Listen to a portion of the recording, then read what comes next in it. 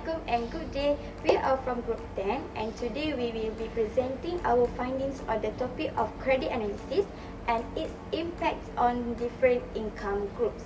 In today's tough economic situation, owning a house or car is no longer just a luxury. It's a basic need for mobility and financial security. However, not everyone can afford this asset upfront. That's why many Malaysians turn to bank for loans or hire purchase.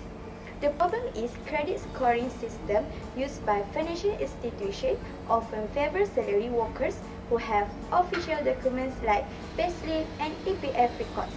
Meanwhile, self-employed individuals and small business owners, despite having stable or even high income, are often rejected due to the lack of formal documentation.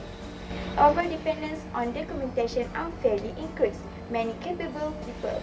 So our study explored how this affects groups like entrepreneur, street hawker and salary worker, and why reforms are necessary to make credit access more fair and exclusive.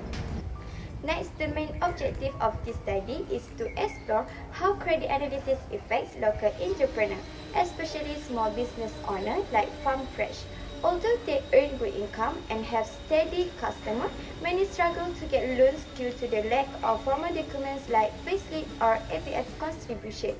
This research also looks at how formal proof of income benefits salary workers like Encik Fikri who easily qualified for loans due to having payslip and EPF records. It compares how financial institutions treat document income versus in-document income. Finally, we will examine the case of micro-entrepreneur like Puan Mahana, a street vendor with stable but informal income. The aim is to understand how her creditworthiness is judged without official records and how we can improve current credit system to include individuals like her more fairly. Our study involved the structured interview with 3 different income groups. The first one is an entrepreneur, the second one is street hawker, and the last one is salaried worker. The aim was to understand their financial habits, cash flow, and creditworthiness based on real-life income documentation and financial behavior. From the data, we observed a strong financial performance. A monthly revenue exceeded 52 million ringgit with a healthy EBITDA of 4.3 million ringgit. However, despite this success, the founder personally faces challenges accessing to the credit due to the lack of formal income documents such as the payslip or the EPF contribution. This highlights how successful business owners can still be excluded from the personal financing because of the documentation gaps. Secondly, we interviewed Madam Mahana, a seafood trader in Arcade Tanjung Dawai. Her monthly income is around 2,000 ringgit and she maintains a positive net cash flow of 350 ringgit. She even saves a 200 ringgit monthly and reinvests 250 ringgit into her business. Despite her strong budgeting habits, she also lacks a payslip or a formal records, making it hard to apply for loans. So this reflects a common issue among informal or micro entrepreneurs. Lastly, we spoke to Mr. Muhammad Fikri, a factory operator earning 2,985 ringgit monthly with proper payslip, EPF and SOCSO contribution and a low debt to income ratio of 8.21%. He is viewed as a low-risk borrower. Although his income is modest compared to the entrepreneur, his formal documentation helps him to qualify easily for a personal loans. In conclusion, our interviews clearly show that having a stable or high income is not enough to guarantee access to credit. What matters most in the current system is documented proof of income, such as payslip or official contributions. Therefore, it is crucial for financial institutions to develop more inclusive credit assessment methods, especially to support informal sector workers and self-employed individuals who are demonstrated financial disciplines. That's all from me. Thank you. Next is section 5.0. We evaluate the financial standing and the creditworthiness of 3 individuals from different economic background, which is entrepreneur, a street hawker, and a payslip holder. For entrepreneurs, the analysis centered around the Farm Fresh Berhad as well established business with impressive financial performance.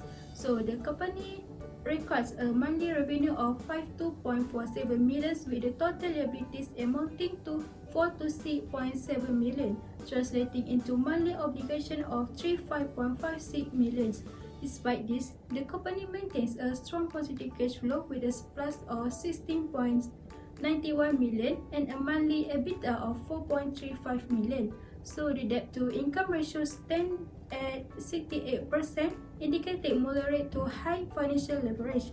Farmfresh saves about 32.2% of its income each month, showing it is financially healthy and ready to invest or handle any future risks. Recommendations include restructuring long-term debt to lower interest expenses, improving operational efficiency, and investing plus into revenue-generating assets. Next is for street hawkers. The focus is on Mr. Mahana, who operates a seafood stall under the brand of Warisan. She earns a stable monthly income of 2,000 and manages her expenses wisely, spending 1,650 and saving 200 monthly. Additionally, she set aside 2,050 monthly to reinvest in her business and 200 for emergency fund. So this disciplined approach results in a monthly cash surplus of 350. Her saving to income ratio stands at 10%, indicating a healthy foundation for financial security. Next, for her strengths, Mr. Mahana has earned a steady income of 2,000 every month. She manages her spending well and saves 200 monthly. She also reinvests in her business and has an emergency fund. Next is for her weakness. She only has one source of income, which is her stall. If her business slows down, she may face financial problems. She also does not have formal documents like payslip or EPF. For opportunities, she can grow her business by selling online on platforms like Shopee or TikTok Shop. She can also try new product or service to attract more customers. And lastly, for treat, if she gets sick, face to competition, or if the economy is bad, her income might drop, so her emergency fund may not be enough for long-term problems. We move to the next. I'm Rita Nazira and I will present the cash flow and credit analysis based on the financial report of the payslip as of 22nd March 2025. The individual's total monthly income is 2,985.57 cents. Fixed expenses amount to 1,035 ringgit, which include motorcycle financing, alternative payment, savings, and support to parents.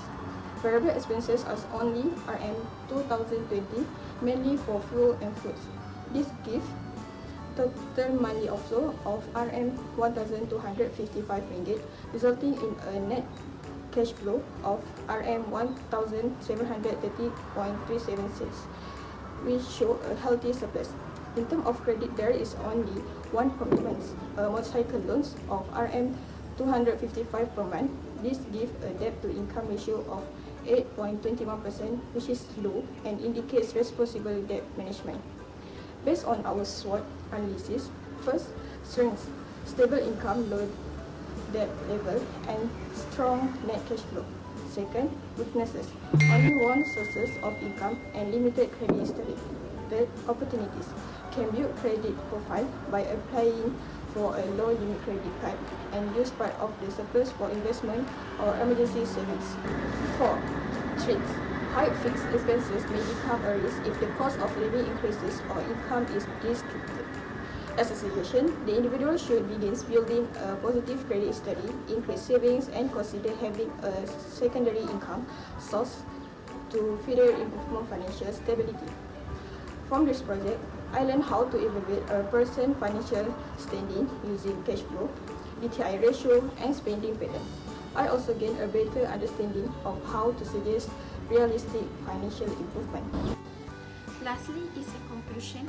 This assignment has shown us how different individuals like entrepreneurs, street hawkers, and salaried workers face very different experience when it comes to credit access.